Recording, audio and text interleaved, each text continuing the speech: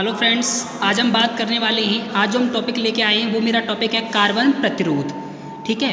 अब कार्बन प्रतिरोध जैसे कि नाम है, समझ लीजिए, और नाम से जैसे कि आप समझ रहे होंगे कार्बन प्रतिरोध के बारे में हम आपको पिछली वीडियो में बता चुके हैं। प्रतिरोध क्या होता है? किसी पदार्थ का वह गुण जो विद्युत धारा के मार्ग में रुकावट लाता है या पैदा करता है, क्या कहलाता है? प्रतिरोध कहलाता है। लेकिन अब ये यहाँ प्रतिरोध के साथ क्या जुड़ गया है? कार्बन जुड़ गया है। यानी ऐसा प्रतिरोध जो कार्बन का बना होता है कार्बन प्रतिरोध कहलाता है। ठीक है। अब आपके मन में क्वेश्चन होगा, सर इसकी आवश्यकता क्यों पड़ी? तो देखिए, हम प्रतिरोधों का इस्तेमाल करते हैं वैद्युत और इलेक्ट्रॉनिक परपथों में करते हैं। अब वहाँ पे हमें जैसे कम मटेरियल खर्च करना पड़े और अत्यधिक ओम का प्रतिरोध आसानी से प्राप्त हो जाए, तो वो हमें क्या करना पड़ेगा? क्योंकि हम एक बात हम बहुत अच्छे से जानते हैं कि प्रतिरोध लंबाई के समानुपाती होता है, क्योंकि फॉर्मूला होता है R डायरेक्टली प्रोपोर्शनल L के। ठीक है, होता है। अब हम आगे चलते हैं। जैसा कि मैंने लिखा है, अगर हम जब प्रतिरोध ज़्यादा प्राप्त करेंगे, ज़्यादा ओम का प्रतिरोध प्राप्त करने के लिए मुझे ज़्यादा लंबाई का तार यूज़ करना पड़ेगा या जिस भी धातु का बनाएंगे वो यूज़ करनी पड़ेगी। लेकिन ऐसा असंभव है, क्योंकि वैद्युत परपथों में हम क्या करेंगे, कम से कम एपरेटस यूज हो और हमारा जो भी उपकरण बने वो अच्छा चले। ऐसा हमारे लोगों की सोच होती है। ठीक है।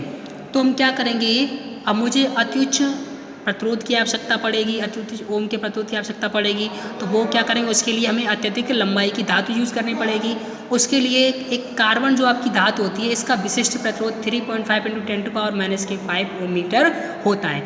इसीलिए हम इससे बनी रेजिस्टेंस का प्रयोग करते हैं वैद्युत और इलेक्ट्रॉनिक परपथों में। जैसा कि मैंने लिखा है, वह प्रतिरोध जो प्राय कार्बन का बना होता है कार्बन प्रतिरोध कहलाता है। वैद्युत इलेक्ट्रॉनिक परपथों में अति उच्च प्रतिरोध की आवश्यकता होती है, अतः इन परपथों को बनाने के लिए धातुओं का लंबा तार प्रयोग करना पड़ेगा, जो कि असंभव है। इसलिए इस कार्य को करने के लिए कार्बन रेजिस्टेंस का प्रयोग किया जाता है। ठीक है। इसके कुछ एडवांटेज हैं, लाभ हैं। क्या है? सबसे पहले लाभ में मैंने यही लिखा हुआ है कि इसका विशिष्ट प्रतिरोध 3.5 × 10⁻⁵ ओम मीटर होता है, जो थोड़ी सी लंबाई का प्रयोग करके अति उच्च ओम का प्रतिरोध हमें आसानी से प्राप्त हो जाता है। अगला है आपका, यह है हल्के होते हैं, आकार में भी छोटे होते हैं, सस्ते होते हैं। ठीक है। ये होता है इसका चित्र कार्बन प्रतिरोध का। अब देखो, कार्बन प्रतिरोध पे 4 पट्टिकाएँ होती हैं, रंगीन पट्टिकाएँ होती हैं। ये रंगीन पट्टिकाएँ करती क्या हैं? कार्बन प्रतिरोध के मान को और उसकी सहनशीलता को प्रदर्शित करती हैं। कार्बन प्रतिरोध पे 4 रंगीन पट्टिकाएँ होती हैं जो उसके मान को एवं उसकी सहनशीलता को प्रदर्शित करती हैं।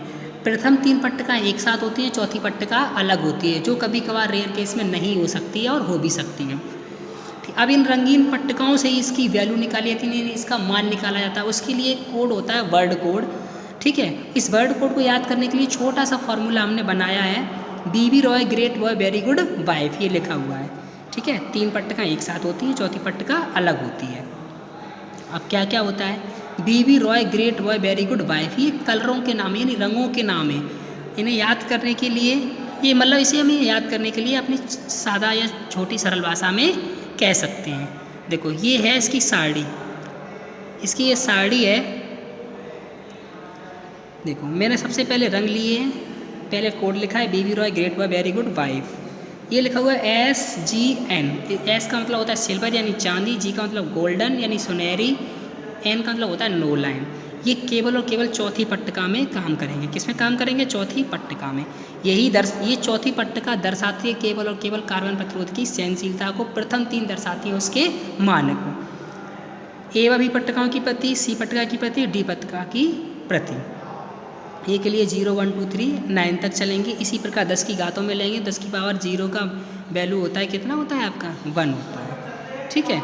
चौथी पट्टिका, ये थोड़ा समझ लो, क्योंकि कभी कभार हो सकती है केवल 3 पट्टिकाएँ हों, चौथी पट्टिका हो ही ना, तो केवल 3 पट्टिकाओं के अनुसार उसका मान निकालेंगे। और जब पट्टिका नहीं होगी चौथी पट्टिका, तो उसकी सहनशीलता ± के 20% होगी, जैसे कि ये लिखा हुआ है, ± के 20%। और अगर पट्टिका है चौथी, तो या तो वो गोल्डन की होगी या सिल्वर की होगी। जब गोल्डन की होगी तो ±5% इसकी सहनशीलता होगी, और जब सिल्वर की होगी तो इसकी सहनशीलता ± के 10% होगी। ठीक है, समझ गए होंगे।